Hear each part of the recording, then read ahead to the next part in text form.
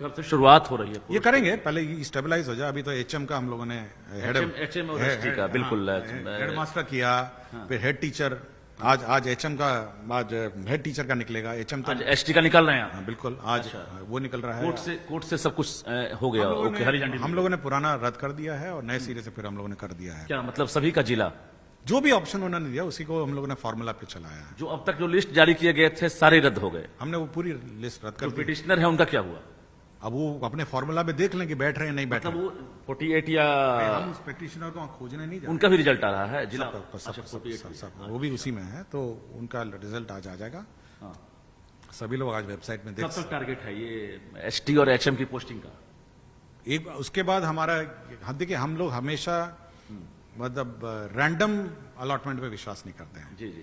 तो हम लोगों ने सबको कहा है कि आप 3 ब्लॉक या 5 ब्लॉक का ऑप्शन दीजिए और उसमें फिर हम लोग अपना पोस्टिंग कर देंगे। तो फिर से आप ब्लॉक मांगेंगे? क्योंकि पुराने ऑप्शन पर आपको ब्लॉक मांगे थे ना। आपको हो सकता है कि पहले कोई और जिला था, अभी कोई और जिला होगा, तो आपको फिर से ऑप्शन 3 दिन में देना पड़ेगा। मतलब ये फटाफट करने वाले? 3 दिन से ज्यादा, हम कोई 10 दिन नहीं। एचटी के लिए ब्लॉक मांग रहे हैं, एचएम के लिए वो तो ऑलरेडी ब्लॉक मांगे गए हैं। मांगे गए हैं। तो मोटा मोटी आप जुलाई है कि नेक्स्ट मंडे रेडी कर रहे हैं? Next Monday ready to move. हाँ, ऑलरेडी सॉफ्टवेयर रेडी था। पिछली बार तो अलॉट कर ही दिया था हम लोगों ने जी। तो इस बार केवल उसी सॉफ्टवेयर में। ये चूंकि हजारों टीचर सुन रहे हैं आपको और एचएम और एसटी वाले खासकर, तो इस बार जो आप जिला आवंटन किए हैं खासकर, तो कितने % को ऐसा लग रहा है कि जो चॉइस है वो मिल गया? ये देखिए पूरा फॉर्मूला है और फॉर्मूला में किसी को फर्स्ट ऑप्शन मिला होगा, किसी को सेकंड मिला होगा, किसी को थर्ड मिला होगा। लेकिन कोशिश किया है आपने? हमने पूरा फर्स्ट ऑप्शन, सेकंड, थर्ड। और उसके बाद बिल्कुल कुछ को लास्ट में कुछ नहीं मिला तो फिर वो हम लोगों ने अपने तो इशारा है कि मतलब 80 से 90% अपने ऑलमोस्ट है। हम नहीं चाहते। देखिए हमारा कभी भी ये उद्देश्य नहीं रहा है कि उठाया। देखिए एक ऑप्शन मेरे पास था। हम पहले भी अपने इसको बोल रहे थे हमारे ऑफिस में कि भाई मेरा ऑप्शन था कि रैंडम उठाता, रैंडम डाल देता। अच्छा। ना न्यायालय का हस्तक्षेप होता, ना किसी का हस्तक्षेप होता, सब रैंडमली चले जाते हैं। जी जी। लेकिन क्योंकि मैंने कोई फॉर्मूला लगाया कि भाई आपको ऑप्शन के अनुसार आपको मिलना चाहिए, आपके ऑप्शन के अनुसार हम कंसिडर करेंगे, उसी में विवाद हो गया। अब सवाल पटना जिला का, चूंकि पटना से जाने वाले भी नहीं दिख रहे हैं और आने वाले जो हैं बड़ी तादाद में। अब ये हेड टीचर और हेड मास्टर में देखते हैं कितने लोग कहाँ जाएंगे। हम देखिए पटना में हम लोग नेट वैकेंसी। कितना आवेदन मिला पटना के लिए सर? लगभग बहुत ज्यादा। मतलब ये चाहे तो डिस्क्लोज कर सकते हैं? नहीं हम नहीं डिस्क्लोज करेंगे अब, क्योंकि किसी के व्यक्तिगत मामले हैं। तो बहुत बड़ी संख्या है। लेकिन इसमें तो कोई फॉर्मूला आप जरूर लगा रहे होंगे आप। देखेंगे। देखिए पटना आने का आपका विशेष कारण क्या है, वो हम लोग एक बार चेक करेंगे। टीचर्स सब वहां से एडवाइस भी दे रहे हैं। हमने मतलब चेक किया तो टीचर्स सबका एडवाइस आ रहा है, पटना जिला जो आना चाहते हैं, कि एक बार एडिट का भी अगर आप ऑप्शन दे देंगे, वो कर लेंगे। एडिट का ऑप्शन मिल सकता है। बिल्कुल।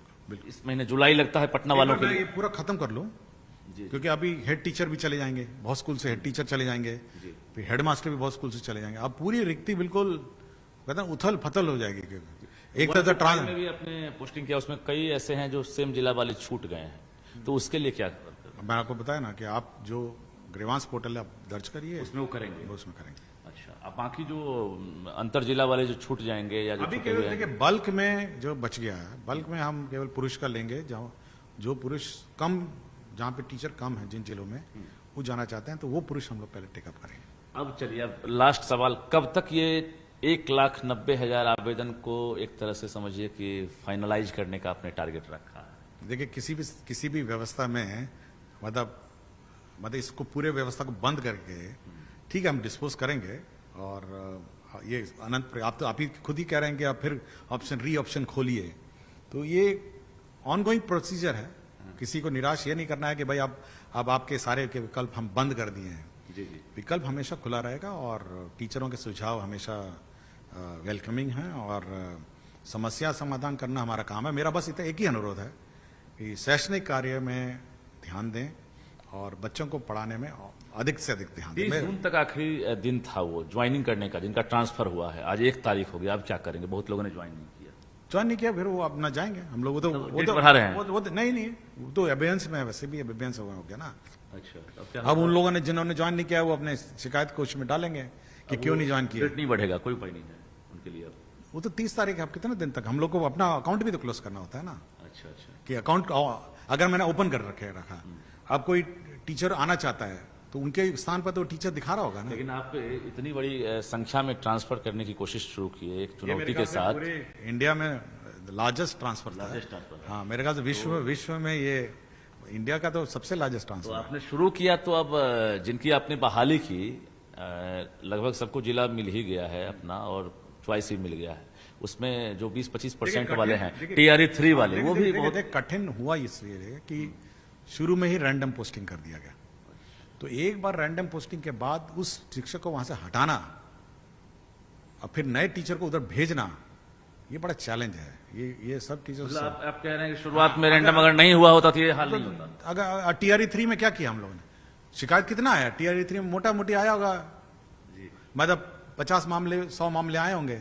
लेकिन अगर आप टीआरई 3 में 1 और 2 में ऐसा रैंडम मार दिए और सब टीचर अपनी जगह बैठ गए, तो किसी टीचर को निकालना पड़ेगा ना दूसरे टीचर को भेजने के लिए। ऐसा इशारा आपका है, गलती करे कोई सजा भुगते कोई, ऐसा भी कह रहे हैं। मैं किसी पर आरोप नहीं लगा रहा हूं, मैं समस्या का मतलब आकार आपको बता रहा हूं कि अगर आप 1 और 2 में आप पोस्टिंग कर देंगे, उसके बाद उस टीचर को जब तक निकलेगा नहीं तो दूसरे टीचर जाएगा कैसे? जी जी तो ये स्थिति है। जी जी। लेकिन अब तो चर्चा हो रही है कि एस सिद्धार्थ इसी साल अवकाश प्राप्त होंगे, रिटायर होंगे, तो बहुत सारी चीजें हैं जिसको पूरा करना है। तो जुलाई महीने में क्या सब पूरा होने वाला है?